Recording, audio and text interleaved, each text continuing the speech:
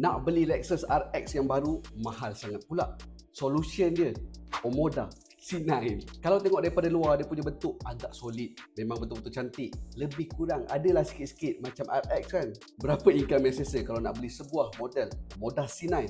Jom kita breakdown. Model baru harga bermula RM168,800. Deposit kalau letak 10% RM16,800. Road tax RM439. Untuk insurans pula kalau dah ada 30% NCD RM3,291. Total upfront yang kena ready untuk sebuah Omoda C9 ni adalah RM20,530. Installment kalau kita kira untuk 9 tahun, sebulan kena prepare RM1,723. Kalau setahun RM20,676. Kita kira pula dia punya yearly expenses. Insurans RM3,291, road tax RM439.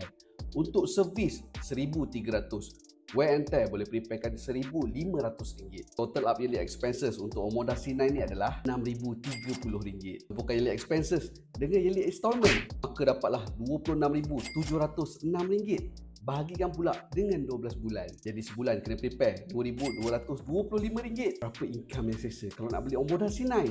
Katalah nak gunakan 30% saja daripada income. Sebulan income kena ada RM7,416. Kalau nak gunakan 20% saja daripada income, sebulan income kena ada RM11,125. Untuk kereta-kereta daripada China ni, EV lawa. Untuk ICE pun lawa juga.